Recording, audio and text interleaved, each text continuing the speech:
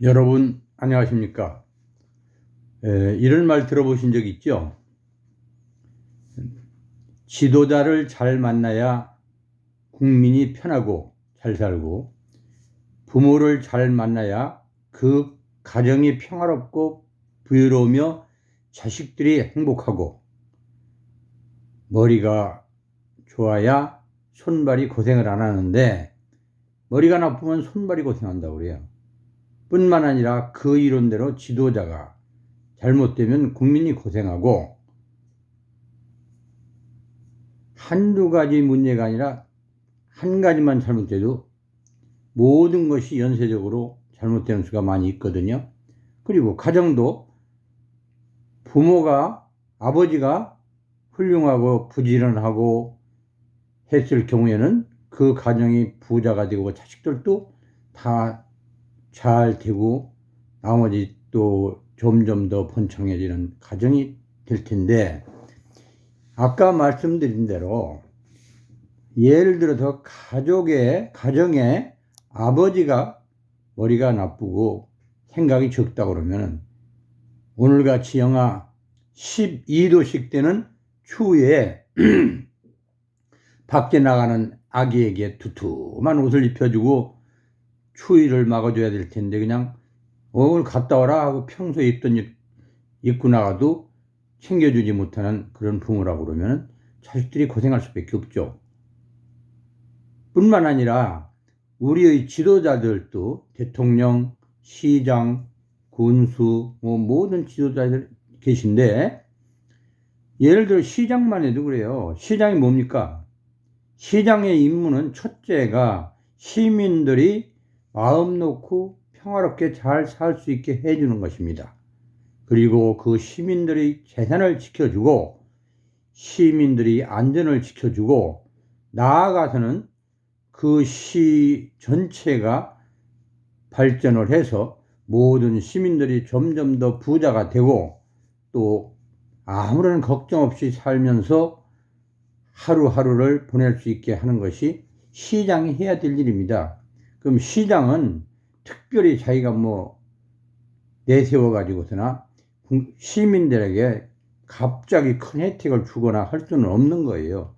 있는 상태에서 무엇이 가장 시민들에게 필요하고 그 시에 필요한 것인가를 찾아 시장 아래에 있는 많은 공무원들과 상의를 하고 또 계획을 세워서 시민들의 살림을 윤택하게 하고 좀 더 부유한 시민들을 만들어주는 것, 그리고 더 나아가서는 그렇게 함으로써 우리 서울시면 서울시가 전 세계에서도 훌륭한 도시가 돼서 다른 도시들의 모범이 되는 도시를 만들면 그것이 곧 시장이 할 일이고, 그 임기를 다 끝났을 때 칭송을 받으며 서울시는 영원히 훌륭한 도시로 외국의 부러움을 살 수 있는 이런 일을 만들어야 되는 것이 시장의 의무이며 책무입니다. 그런데 보면은 모르겠어요. 제 생각이 잘못됐는지는 모르지만 재건축 문제 하나만 가지고도 그래요. 그 강남의 일부 지역에 대한 재건축을 신청하면 과거의 시장들께서는 뭐라고 그래야 되냐면 안 된다 이거예요. 왜 안 되느냐? 그 재건축해주면 거기에 있는 사람은 부자 될 텐데 더 부자 만들 일이 있느냐고. 그러면은 그 사람들이 부자 되면은 가난한 사람들은 가난에서 벗어나지 못하고 위화감만 더 느껴서 불평등한 세상이 될 텐데 왜 그 사람들 잘 살게 하느냐? 근데 이유는 간단하죠. 왜 더 부자 되게 만들려는 거예요? 부자는 더 부자 되면 안 된다는 거죠. 그러면 생각해 보세요. 그러면 지금 있는 상태에서 그 사람들을 그렇게 살려고 하고, 그러면 그 밑에 중산층이나 지금 주택이 없는 사람들은 정부에서 공공임대주택을 지어서 죽을 때까지 거기서 살아도 집 비워달라 소리 안 할 거고 하니까 임대주택 살아라. 그러면은 재산세도 낼 필요 없고 종부세도 필요 없고 얼마나 좋냐. 그러니까 너희들은 공공임대주택으로 정부에서 공급할 테니까 거기에 살고 집을 가질 생각하지 말라 이런 얘기를 하거든요. 생각해보면 그 주택에 대해서 뭔가 잘못 생각하고 있는 것 같아요. 우리 지도자들이. 주택이라는 것은 찬바람 맞고 비 맞고 뭐 밤에 식구들 교손도손 사는 데가 주택인데, 그 주택의 소유 개념을 잘 보세요. 우리가 결혼해 가지고 월세를 산다고 그래요. 돈이 없으니까 처음에는 그럴 수밖에 없죠. 그럼 조그마한 데 월세 살다가 형편이 폐지고 직장에서 돈 받은 거 전부 적금도 들고 해서 돈이 모아지면은 거기서 조금 큰 전세로 가고, 그 전세에서 또 절약을 하고 모아서 돈을 모은 다음에 잘 되면 요새 말하면 15평짜리 아파트라도 하나 사서 이사를 갑니다. 그러면 이사 간 날 저녁 그 집 안주인은 마루를 닦으면서 이제 내 집이 생겼구나 하면서 흐뭇한 마음에 계속 또 닦고, 그 만족감에 저녁에도 편한 잠을 잘 수 있고 이제는 걱정이 없다 이런 생각을 하게 되거든요. 인간이라는 건요, 근본적으로 소유욕이라는 게 있어요. 그 소유욕을 무시해 가지고는 안 됩니다. 여러분, 식욕이 강할 때 먹고 싶은데 먹는 걸 못 먹게 막아보세요. 절대로 사고가 나지 좋은 일은 안 생깁니다. 이와 같이 순리대로 모든 걸 풀어낼 생각을 해야지, 부자 더 부자 된다고 거기는 못하게 하고, 밑에 사람들은 그럼 부자 못되게 하기 위해서 임대주택 사르라고 그러고, 공공임대주택. 아예 하층은 어떻게 하라는 거예요? 그럼 거기는 발 딛고 올라갈 데 없지요. 근데 제 생각에는 지금 있는 그 재건축 하자든가 일반적으로 얘기할 때 상류층이라고 그럴까요? 상류층도 아니겠지만 그 사람들이 거기에서 재건축을 한다든가 주택을 해가지고 좀 더 부자 되면 어때요? 부자 더 부자 되고, 중간층은 중간층대로 또 나름대로 주택도 마련하고 그 부자들이 했던 행세를 따라가면서 다들 자기 소유의 집도 가지면서 부자가 되고, 그러다 보면은 서민층들도 서민층 나름대로 또 열심히 일해서 부자가 되고, 이렇게 해가지고 전체적으로 다 부자가 돼서 더 훌륭한 그 서울시를 만들어야 되는 거지, 지금처럼 일단 안 된다는 것, 부정적인 사고방식으로 모든 걸 막아서는 될래도 될 게 없어요. 여러분,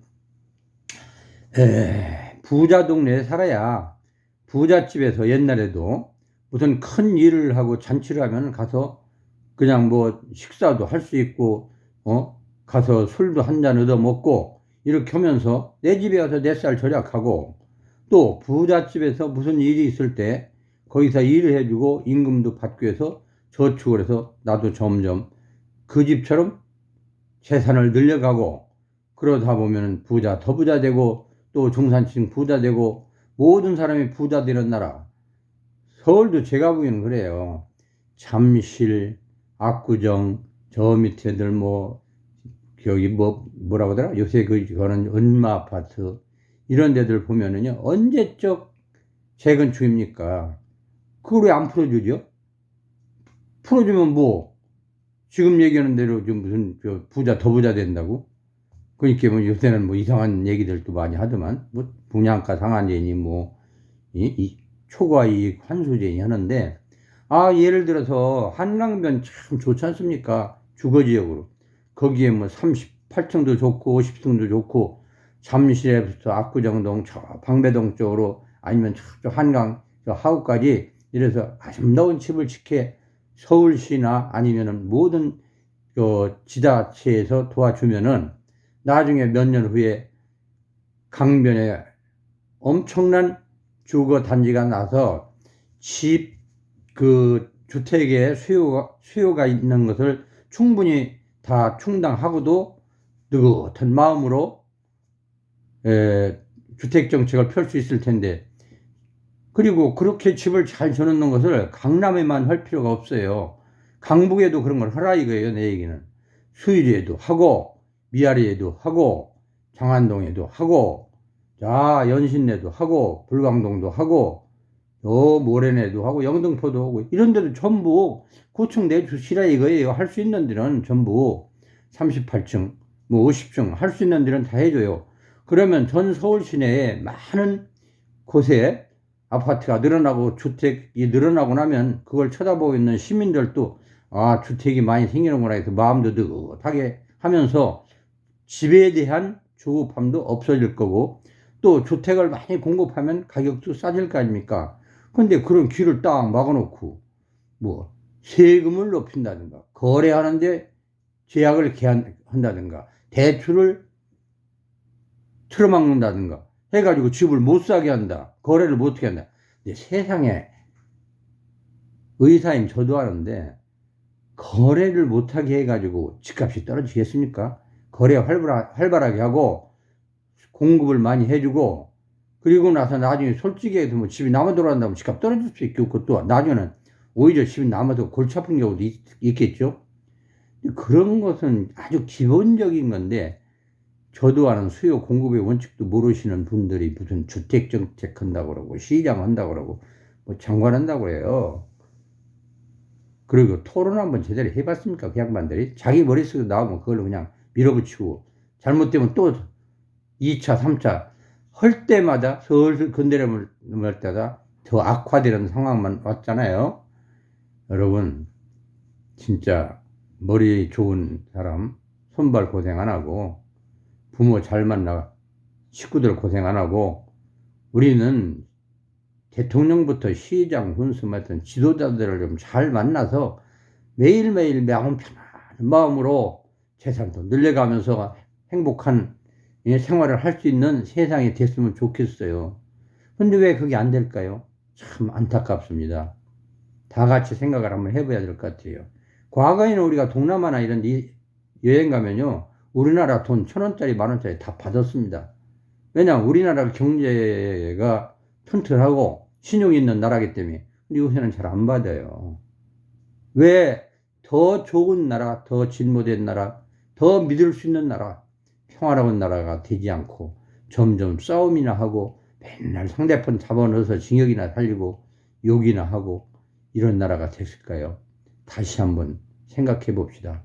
시간이 있으면 또 많은 토론도 하고 제가 말하는 이 두서없는 것보다도 더 좋은 의견들을 가지신 분들은 그 의견을 내가지고 좋은 나라 그리고 강한 나라가 되어서 어디에 나가도 떳떳하게 살고 하루하루를 즐겁게 살고 행복하게 살 수 있는 사회가 됐으면 좋겠습니다. 두서없는 말이었습니다. 감사합니다.